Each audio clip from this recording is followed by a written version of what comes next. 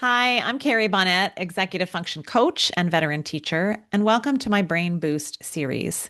One quick practical strategy to help your student get things done without extra stress. In each video, I share something small, sometimes something very small, that you can try right away. Something that supports motivation or planning, organization, or follow through. So let's jump into today's tip. Today's Brain Boost is about using visual language and how it supports a brain skill called nonverbal working memory. I will explain. Nonverbal working memory is our brain's ability to picture things in our minds, to imagine what needs to happen before it happens. It's what helps us visualize steps or outcomes or even how we want something to look when it's done. For many students who struggle with executive function, that nonverbal working memory, that movie reel, doesn't play quite as easily. Sometimes not at all. When we say things like clean your room or start your homework, some students might not be able to see what that looks like in their head. And if you can't picture it, it's really hard to start.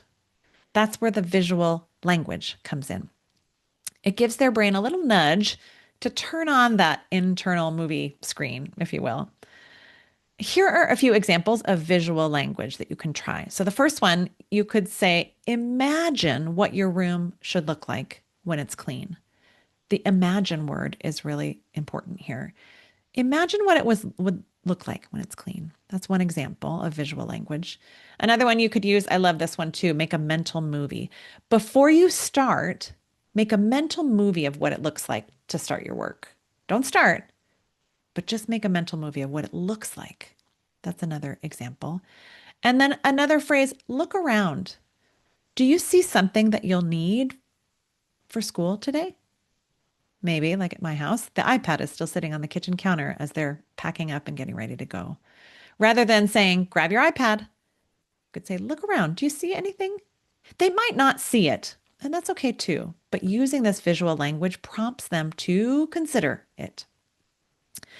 You can even take a picture, a photograph of what done looks like. This is another great example. Maybe a clean room or even a clean desk for teachers or a packed backpack or what you look like when you're ready to walk out the door.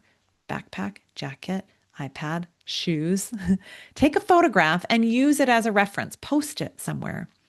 That external visual can really help strengthen that internal visual over time. Using this kind of language supports the nonverbal working memory and makes directions more concrete. So the task becomes something they can actually see and act on. So give it a try. See what you think. Try some visual language with your student. It's a simple way to support executive function skills. I'll be back next time with another brain boost. In the meantime, you can find more tools, free resources, and other things at my website, carriebonnet.com, just my name. Thanks for watching.